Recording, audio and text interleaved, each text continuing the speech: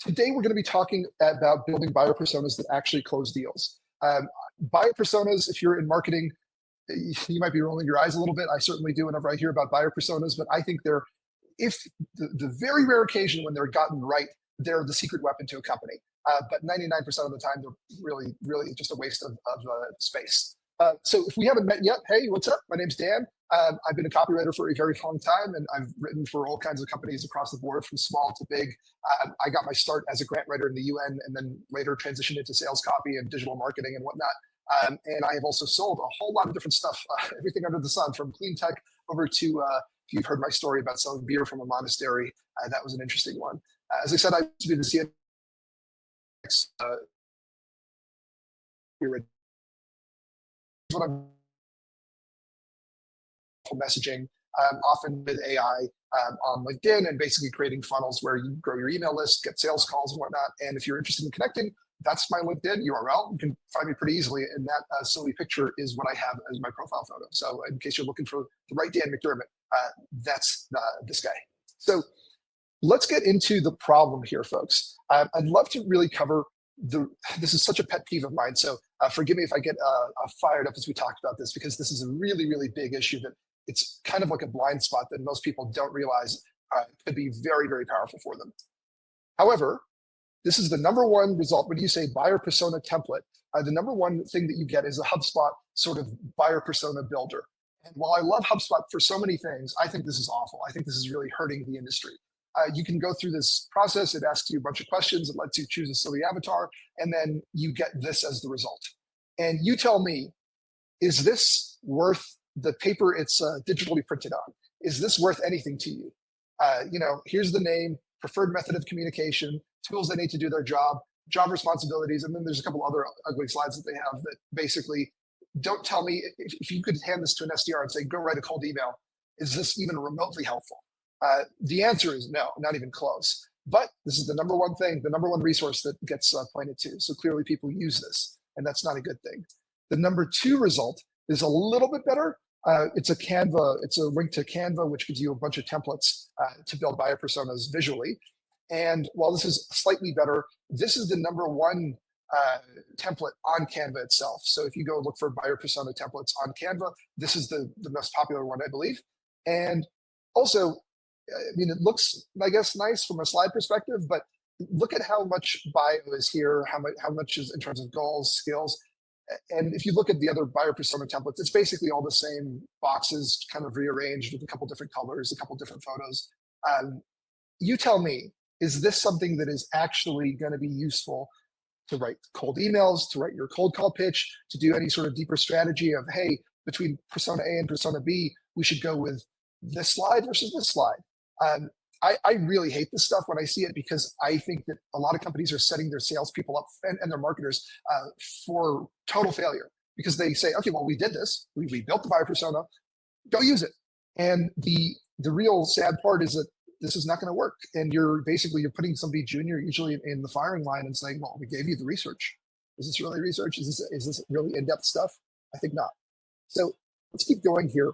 The reason why I have such a big an issue with this is that they're static, not strategic. So that means they get made once and never used again.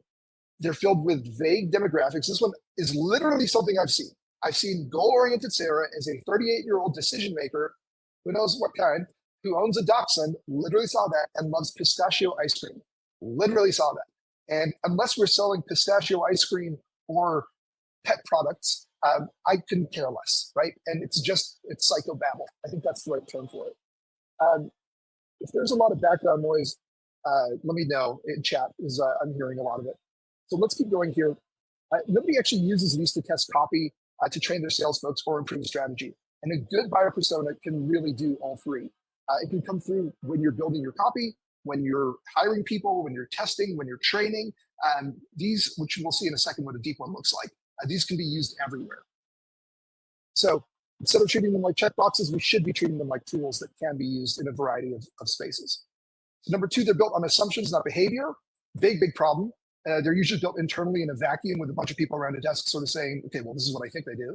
Not actual buyer persona or buyer research, buyer conversations. They're rarely updated based on actual data. And they end up reflecting the marketer's or the strategic person's insight, the founder's insight sometimes, but not what's the buyer's actually going through. If you're interested, there's a great book called The Jobs to be Done methodology. I mean, in general, that methodology is the best for interviewing. This is what it looks like. It's a very thin book. You can get through it in an afternoon. I think it costs like 15 bucks. This changed my career, and I think that it's very, very powerful for anybody who's trying to get into the minds of your buyers. So check that out if you want to. Again, personas often reflect what we think the customer wants. Even if you don't know how to interview your customers, sometimes they subconsciously answer you the way that they think you want to be answered. It's almost like getting a question right in a test, instead of actually what went through their minds psychologically, emotionally.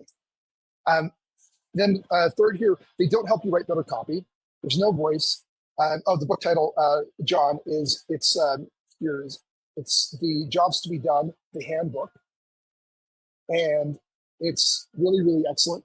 It's this red version with a cup on it. And then it's got there we go. It's by Chris Speak and Bob Lesso. And really anything around jobs to be done is very helpful for interviewing people and creating material for your team to actually write copy from. That's the thing, is most people don't realize that professional copywriters really have a lot of research that they should be doing to write for you. And usually that's completely missing when people create these one-dimensional shallow pieces. So again, no voice, no opinion, no tension. As salespeople, we are trying to solve problems for people. And if you don't know the problem, you don't know the tension, what are you going to do for folks? They don't respond to messaging, so they don't improve it. So it's a one-time thing, and then that's it. It's never optimized. And then the result is your sales and marketing stays generic because you never stress test it. Right? It's just a one-time thing, and it never gets repeated or looped back. Then fourth here, they don't simulate the buying journey.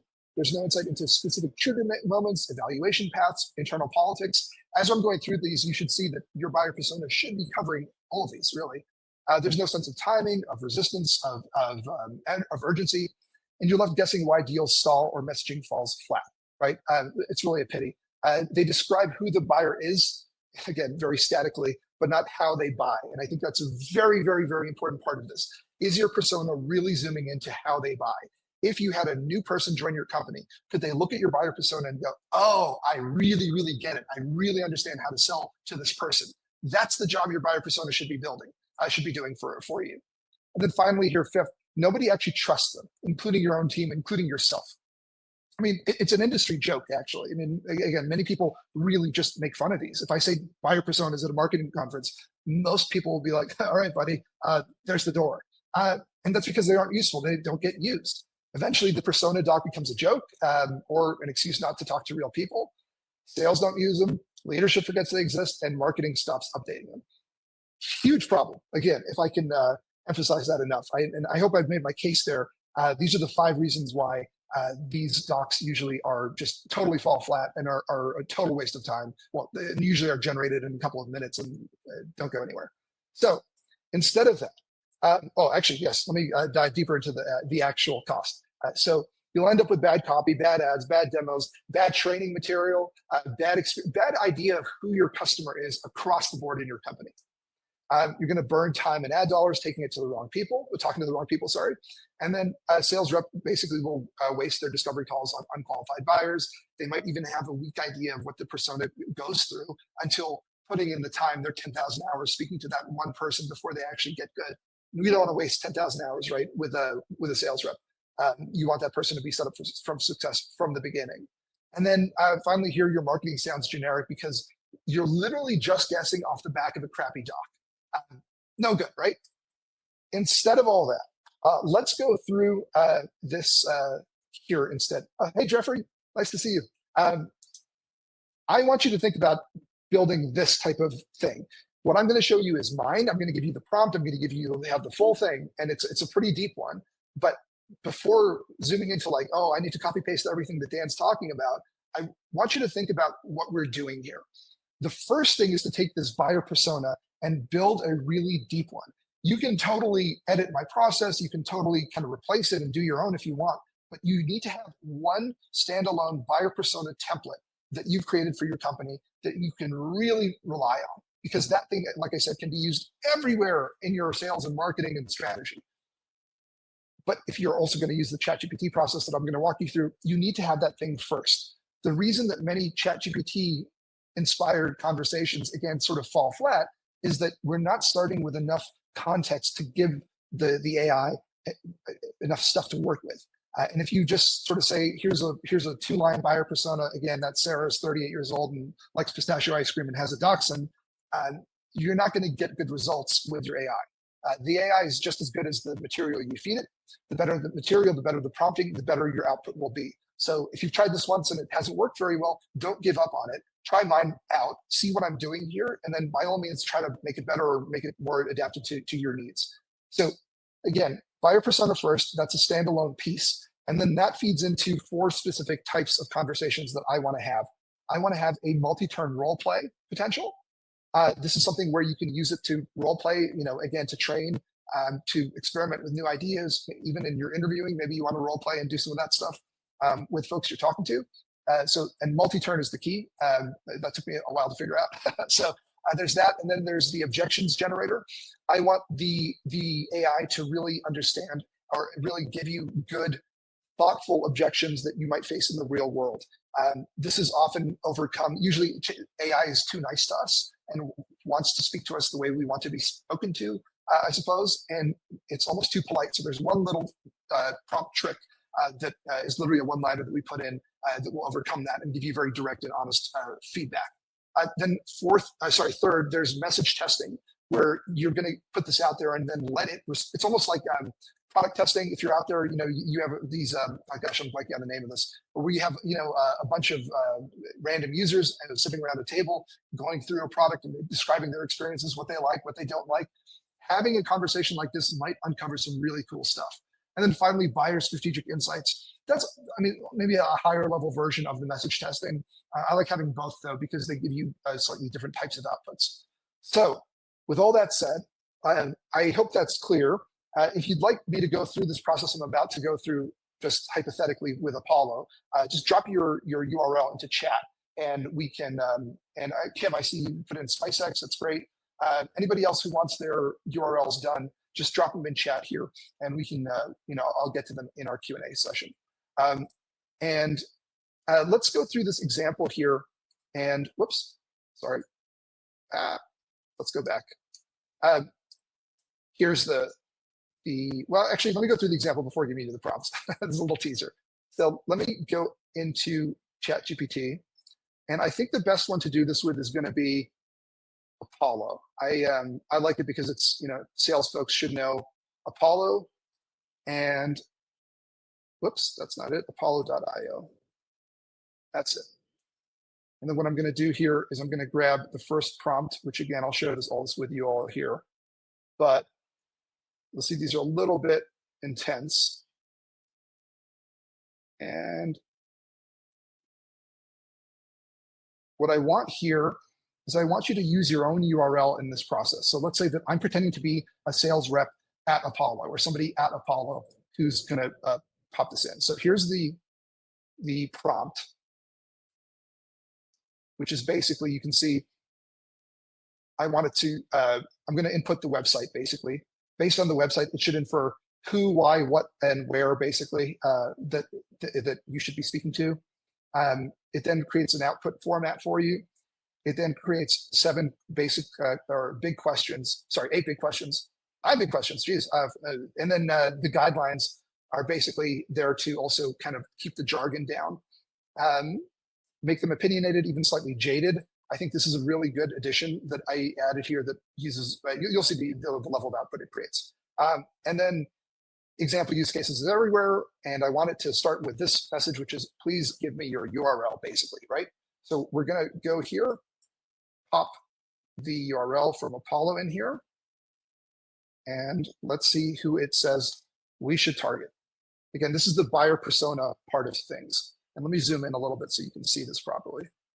And by the way, folks, there's going to be a survey at the end of this. I keep forgetting to say it, but it's very important for us to get feedback from you. So please stick around for the survey link and let me know how what you thought of this and what we can do for next time. Okay, so the output. So for Apollo, the prospect that we generated is the head of sales at a mid-sized B2B SaaS company specializing in marketing automation solutions. The role is to drive revenue growth by leading a team of account executives and sales development representatives to identify and close new business opportunities. I focus on all this stuff. Very cool. So that's, I think, very accurate. We should be focusing on a head of sales. So what they're responsible for, okay, and then boom, boom, boom. I'm not going to read every line here, but you can see that it's again spot on. What they're struggling with right now. Again, the right now is a key part of building really good personas. So lead quality, data accuracy, scalability. Anybody in here who's in sales should be nodding their head pretty hard at this.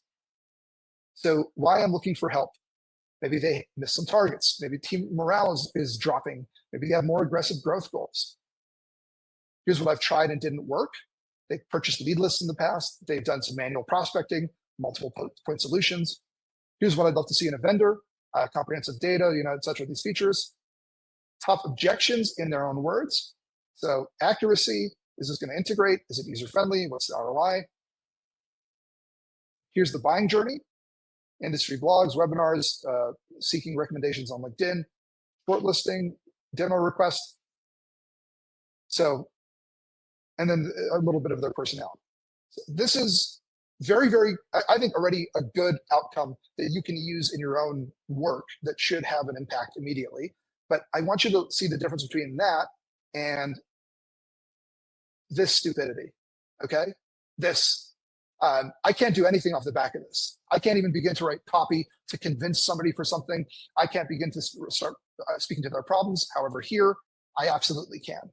So with that said, let's keep going here and let us go into our next prompt, which is the multi-turn role play. And if anybody's interested, I'm happy to go deeper into the actual, why is this being difficult? Let me go into Notion. I'm happy to go into more detail if you'd like about the actual prompting and the thinking behind the prompting, because this definitely it's a little bit of an acquired skill. But so feel free to let me know in chat if you want to do any more of that. Okay, let's keep going here.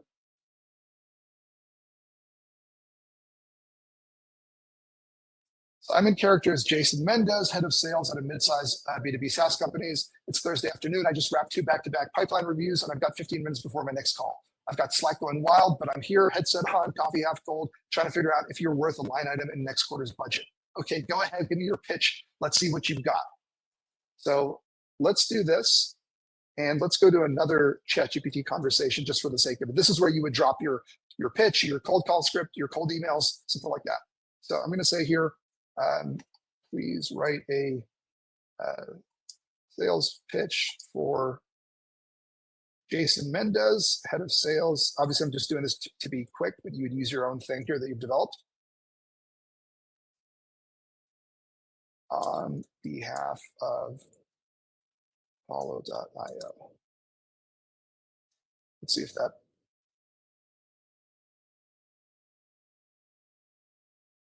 So it writes a pretty standard looking, half decent, I'd say 50% there message. So let's just grab this and run with it. Let's go back to the buyer persona conversation. Pop this in, and then let's see what it comes back with. Hopefully you see that the tone in this conversation is totally different than most ChatGPT conversations. This is I think some pretty interesting stuff. So appreciate the context, but let me stop you right there. I've seen a lot of platforms pitch the same contact database and sequences and analytics combo. Everyone says they're the most accurate, the most complete, the most integrated. So I'm going to need some more than just some name drops and feature lists. A couple things off the bat. I'm interested in data quality and real integration. And third, look, I'm not switching tools until there's a clear ROI. So if you're telling me 30 to 40% more meetings in 90 days, I need to see exactly how. So let's cut to it. Why are those teams getting results? What's different about how they're using Apollo versus what I've already got down with Zoom Info and Outreach? Now, here's where, if you're doing this internally, this is where you should go back and forth and have some real conversations. I'm just going to do one here, but this is geared, basically this type of chat, you could have an endless conversation with it right now, and it would continue to be a pretty difficult customer, but one that you should know how to get through. So I'm just going to do one just for the sake of this example. Let's say we're third party rated most accurate, and we integrate with more systems than anyone else out there.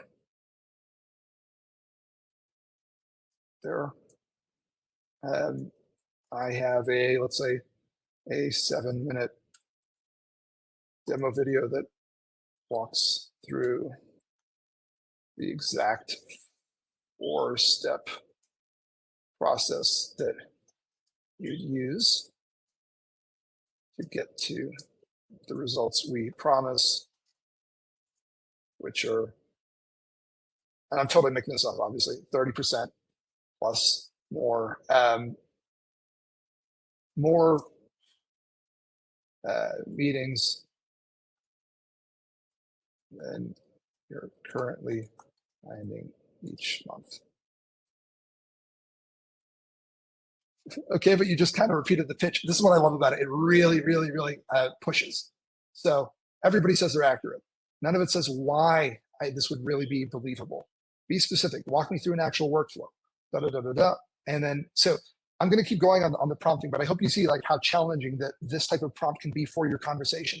If you start stumbling along, if you start having trouble with it, then this is a sign that you should have this really worked out so that you can answer these tough questions. So that's number one here. Let me go back to Notion and grab our objections generator.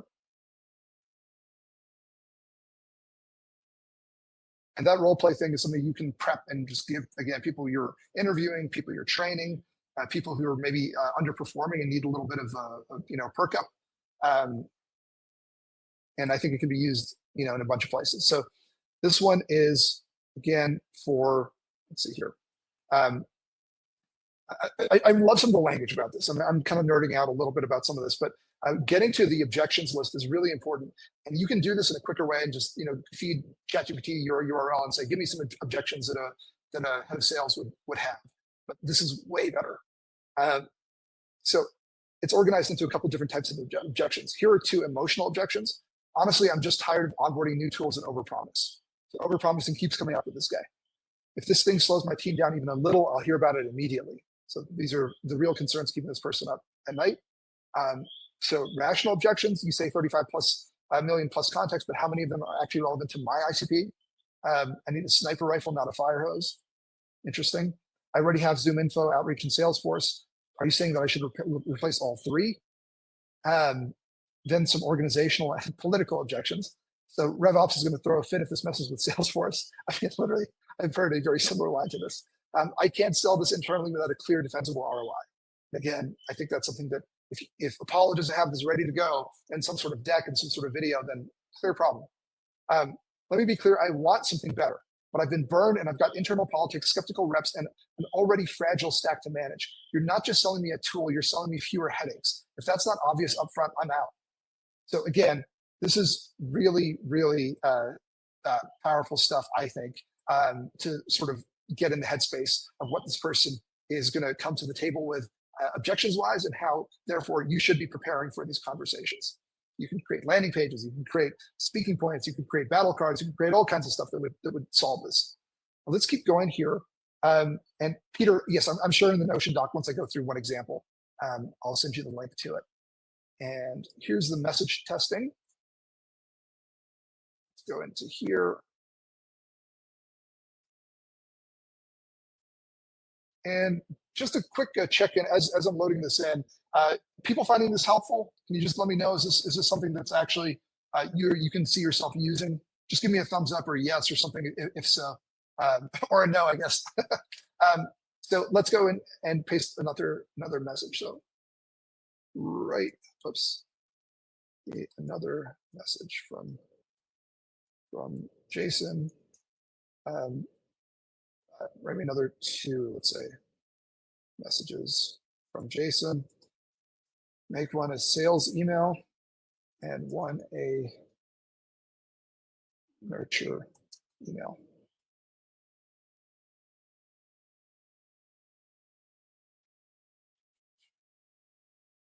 Okay, thanks, folks. That's helpful. Okay, so here's the outbound sales message. And here's the nurture email as it's being written. And again, I'm not really reviewing these, and obviously you should, but this is just for the sake of speed. Let's pop this in back in here. Here's some messaging.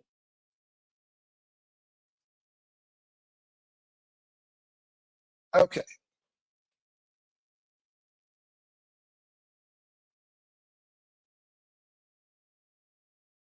I screwed that up. I need to go back. Whoops.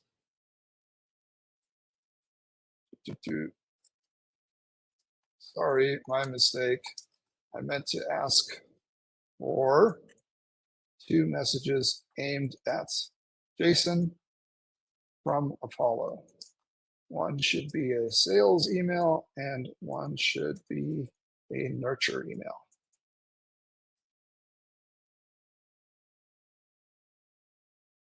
That's what happens when you move too quick. So let's get this done. I'm going to stop that. And let's keep going here. Circling back, what a nice term. Let's keep going.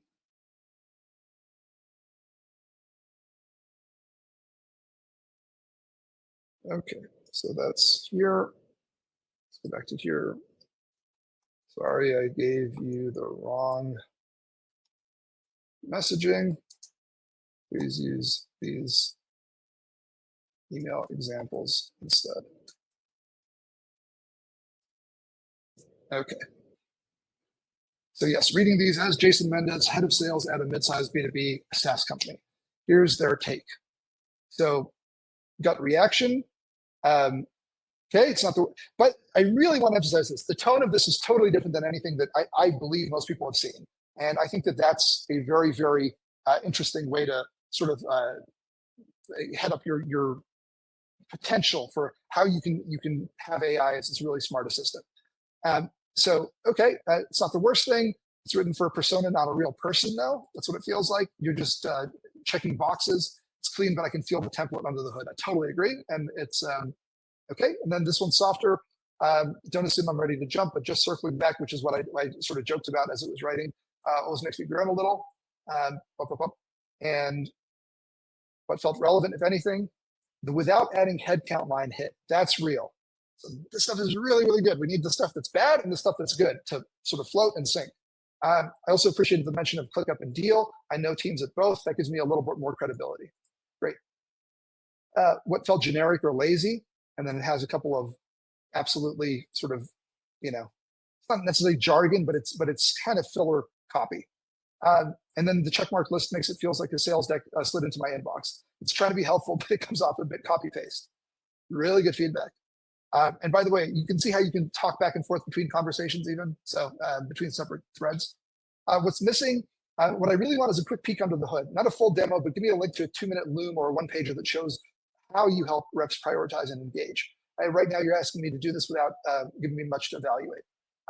Also, why are you reaching out to me specifically? Is it something about our team size, where we're hiring? Why us? Why now? Would you respond to this? Maybe and probably not. So that's not great. If it was in our outbound's not working kind of weak, then I'd probably forward it to my sales op lead and say, is this worth looking at? But otherwise, this will get skimmed and archived. So again, you could respond to this conversation and say, okay, I'm interested in point number 5. Would you respond? I appreciate your feedback. What would make you respond? Or write me an email that you would respond to. So you can do all kinds of stuff that you can get crazy with this. And then here's a bonus, kind of rewrite the subject line or the opening hook. It's okay. I think it's interesting for sure. It gives you options. And again, the emphasis on show me the gap that I don't know I have. Make it feel like a no-brainer to see how others are solving it. That's what would get me on a call. Very interesting. So let's keep going here. And hopefully this is all still relevant. We're almost there. Last one is this guy here, the buyer strategic insights, which I think has one of the most important things to include in your buyer persona, which is the timing. So let's go into this. And I really love this output. I tested this a bunch of times before this particular live class, and I really think there's a really cool couple things you could go even deeper on, frankly. So this trigger moment is exactly where I think we should, or I want to emphasize, you should be looking for the psycho-emotional reasons why people are looking to buy from you. It's not just logically, A to B, you should do this. It's why specifically did this person go to start searching around? So this is obviously hypothetical, it's just an example, but trigger moment. We had a quarter where the top of the funnel just dried up, pipeline was thin, reps frustrated, and I found myself in back-to-back forecast meetings, basically defending hope. I had one AE misquoted by 40% and another threatening to leave because marketing's not sending us anything good. All of this should be super familiar to anybody who's ever been on a sales team. The worst part is they went wrong. It's funny. I remember staring at our outreach report and realizing we wasted hundreds of hours chasing leads that never had a shot. That was the moment. It's not a fire drill, just a quiet, sick feeling in my gut. We're doing a lot of work for not much return, and I don't have a goddamn lever to pull. So I think that this is the stuff that we want to. This is what a buyer persona should be speaking like to you, at least. So what I do first. So they'll start asking around quietly, right? They'll DM 2 or 3 other heads of sales around. This is exactly what happens, by the way. Usually folks at similar stage SaaS companies who built good outbound engines, something like, hey, what's actually working for you right now? Not theory, just real, not theory, just real stuff. Also scan LinkedIn, not ads, et cetera, et cetera. But I'm not going to the website yet. I want to know how they did it before I care what they used. Super important point. What makes me pay attention? Show me something real. Show me a screenshot, 30-second loom, all that stuff. What I need to believe. I need to believe this will layer onto our stack. I need to believe my team will actually use it. I need to believe the data is trustworthy, and I need to believe that I can defend the cost with hard numbers. Very, very relatable, in my opinion. Who else gets involved? Again, this is very helpful if you are doing some multi-persona selling. And I think this is absolutely, again, spot on for this case. Why I might walk away: if the value prop is vague or sounds too good to be true, if the onboarding looks heavy or disruptive, or if my AE team senses that this is just more noise. These things must be addressed in your cold email, or your cold call script. So what pushes me over the edge to say yes? It's that moment where I can visually see how this would make my team faster, sharper, and more confident. If you're on LinkedIn these days, you've probably seen people sharing a lot of flow charts and that kind of thing. There's a reason those things work. They actually visualize a otherwise sort of ethereal, theoretical process. So if I see the Loom video case study and it actually looks usable, that's the hook. Interesting. That's when I slack my ops leader. Hey, can you vet this? Feels worth a look. I love how real this all feels to me. And I hope that's also all helpful. That's how I buy. It's part instinct, part math, and a lot of internal politics. You've got to help me see the win, make me believe it's real, and not make me look like an idiot for suggesting it. Do that, and I'll champion the hell out of it. I love the tone. I love the output. I love everything about this. And I'll share this in this conversation in chat, and then I'll share the link to the actual Notion doc. So feel free to use that. And let me zoom back to here and go back to our slideshow. And then let me pop this into chat here. This is the chat I just completed with Apollo as the example. So you can grab that there. And then let me keep going on to, I'll get to your question in a sec. So let's go through another, well, actually, before I do that, let's get into the Q&A session, which I'll do in a sec. But I just want to let you know that if you'd like me to do this for your company and go even deeper, because I have another set of, probably another 5 or 6 of these that are very, very helpful to build the stuff out. You can just grab some time with me for free, and we can do some stuff. This is what I do on LinkedIn for folks. And then what I'd really appreciate before we move on is this survey. This is very, very important for not only knowing how you like this particular topic and the way that I present it, but also for future topics. We want to really get feedback from you all. What is pressing for you right now that we can build, presentations and classes around, hopefully that are actually valuable. Kyle usually covers everything from strategy, leadership, business building, and cold call scripts and all that kind of good stuff. I tend to handle some more of the copywriting stuff. So with that said, let's jump into some Q&A, and let me get you the Notion link. Yes, where's this Notion link? Here we go. Here's the Notion link, and let's go ahead and look at a couple of examples. So let me just take a look at who's in chat and what questions have been asked. I see that you've linked to, I believe, the Jobs to be Done handbook. Thanks for that, Lucas. That's helpful.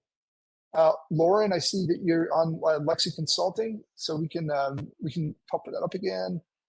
I know SpiceX folks came in first, so I'll grab them. This And let me see if there's any other big questions to cover.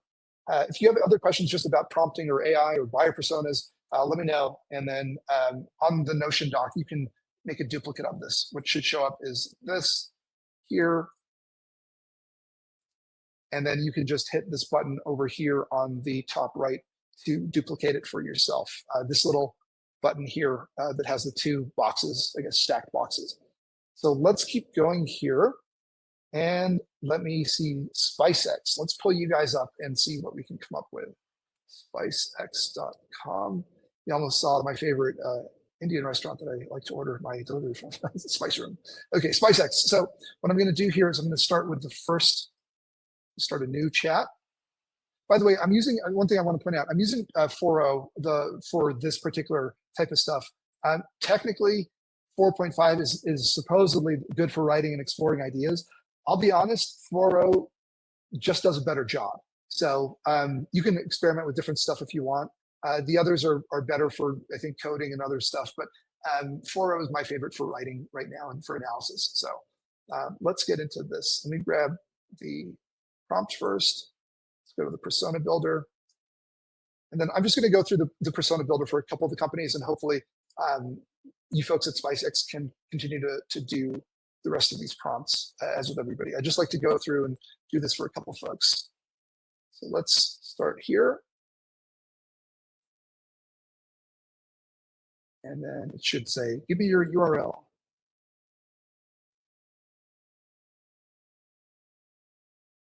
There we go.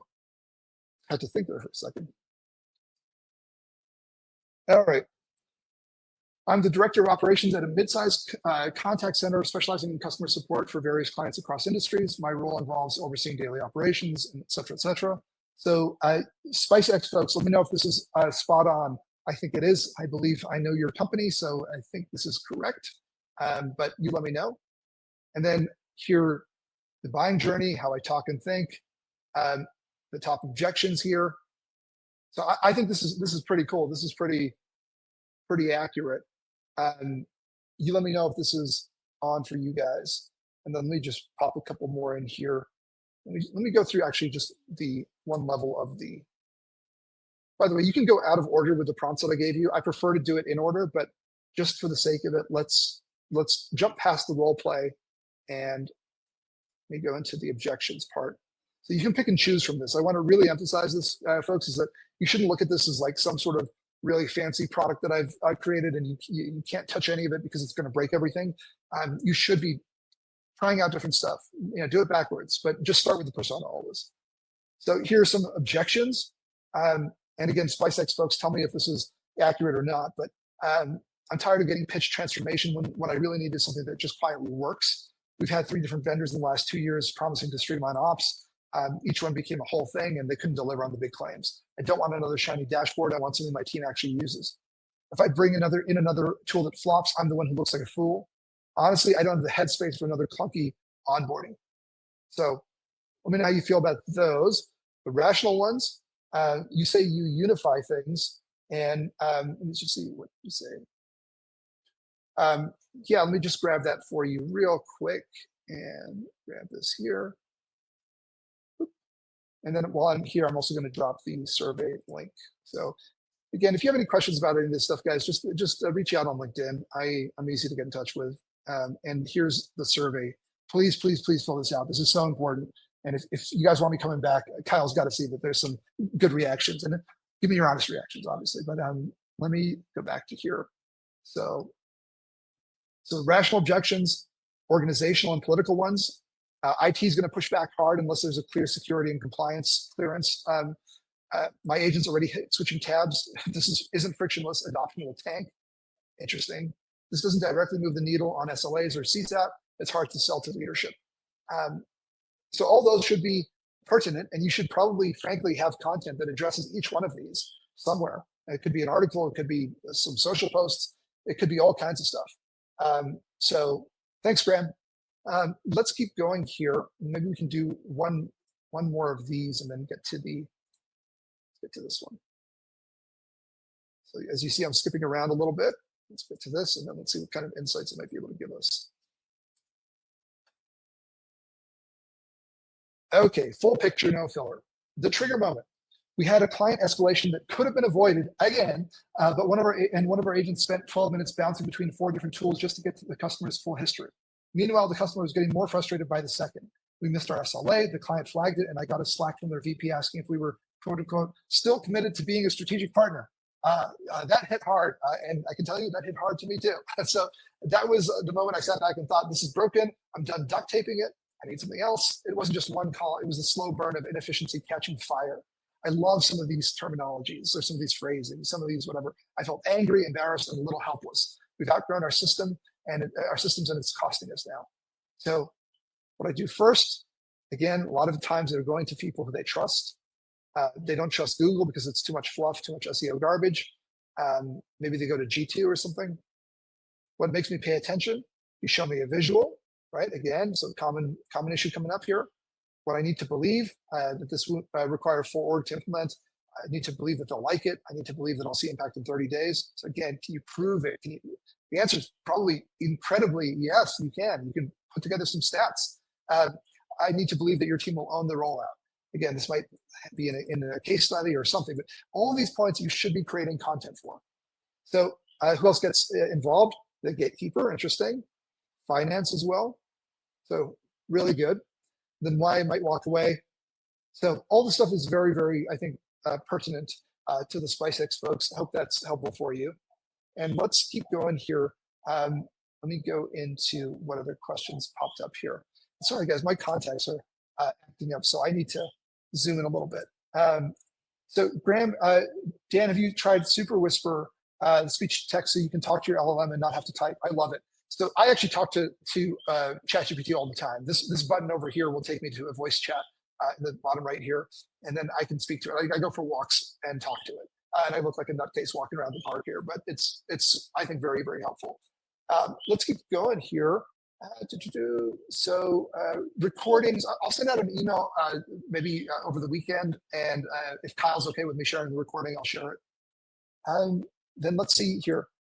Emma says, it's a little confusing how you're using a B2B salesperson as the example target, since we're also a B2B salesperson. Maybe next time use a different example so it's clear who the target is and who the person is making a pitch. So hopefully that was covered here. This is a very different persona. This is somebody who's not in B2B sales, but I take your point, Emma. I think that's good feedback. Let's see here. Link to Notion, Ryan. You should have it in your hands right now. So let me know if you don't. See, Puzzle HR. I'd love to see this. This sounds interesting. Go to Puzzle HR. Puzzle HR. Is it .com? Yes. So let's grab this. Well, let's grab the first one over here. To your chat. And SpiceX folks, let me know, and I'll send you the chat if you'd like it. And let's go to Notion, go to Persona Builder. And other thing that I want to call out that some people are probably thinking is that yes, you can build this into a custom GPT, one of these guys over here. But honestly, I think the conversation flow like this actually works better. So I would try both if you're up for it. So let's go to here, pop this in here. And then Mike, let me know if this is accurate and helpful for you here. Then we can start to wrap up. Who I am, I'm the Director of Human Resources with this many people. I strive to create a supportive environment, et cetera, et cetera. What I'm responsible for, so the whole department running smoothly, aligning with business objectives, and this includes all these points. What I'm struggling with, time, complexity, compliance complexity, talent acquisition challenges, benefits management. That's a common one I actually talked to somebody about yesterday. Payroll accuracy.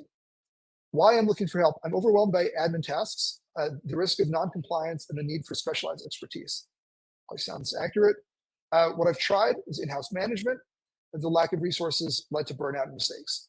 Generic software, but it lacked the customization and support needed for our industry. Consultants, but the recommendations were too generic and not actionable within our company's context.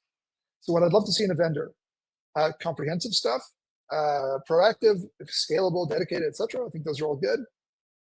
So this one feels slightly more generic, but I think it'll still work nicely.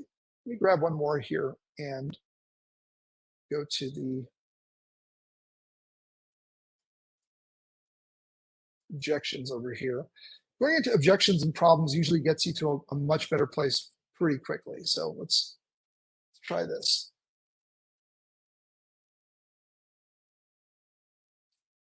So I want to call out, if you do this for multiple personas, because you probably sell to multiple personas, what you end up having is a bunch of buyer, and I'll come back to this in one sec here, Mike, for your example. But what I think is very interesting is if you have a bunch of these guys, the right is here, but if you have them like these done, what you can do is let's say that you have 4 of them. Let's say you have these four. What you can do is pop them and download as a PDF, download as a PDF, download as a PDF, basically create 4 PDFs or create 1 PDF, however you want to see it, and then give that to ChatGPT, and then continue the conversation with the prompting that I'm giving you, and say, okay, here are 4 detailed personas that I have. I want you to compare them and tell me if I could only send out one campaign for the rest of this year, who should I prioritize? Who should I focus on? ChatGPT specifically is really, really, really excellent. It's not very good at writing copy, but it's very good at giving you relative comparisons and analysis. So just one idea for you to think of. You should be building multiple of these, and don't just rely on one of them just because it's the first one that ChatGPT gave you, okay? And eventually you should have all of these done for everybody. So with that said, some of the objections that Mike's probably facing, I can't afford the stuff, or I can't afford any mistakes. I've outsourced before and I got burned.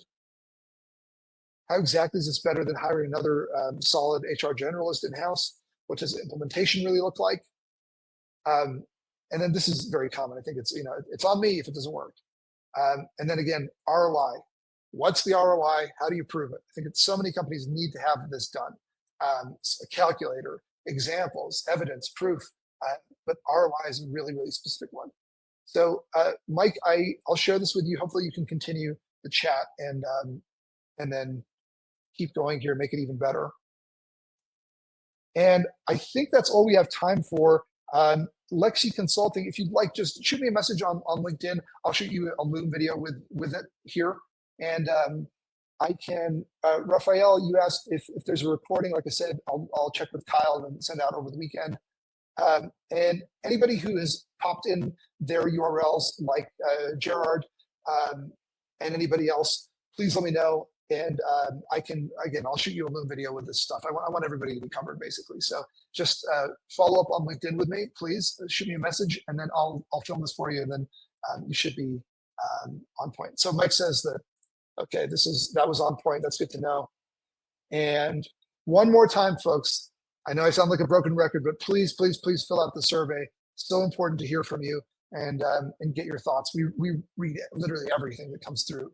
This is one of the most valuable Airtables that we have, and I know that Kyle puts a ton of emphasis on this. And of course, if you don't know about this yet, future events are all listed on voris.com/events. So keep an eye out on LinkedIn. Follow Kyle, follow me. We're always talking about the next upcoming class. And with that said, we're transitioning. You had 3 weeks of me in a row. Next week is Kyle. He'll be back to the good old stuff. And in the meantime, I wish you all a fantastic rest of your Thursday. I really appreciate you spending 50 minutes with me in the middle of your day on a Thursday. You didn't have to do that, but it was nice seeing you. And then, like I said, reach out on LinkedIn.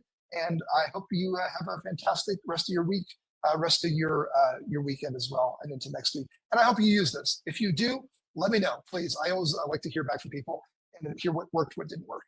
All right, folks, take care. Speak soon. Bye-bye.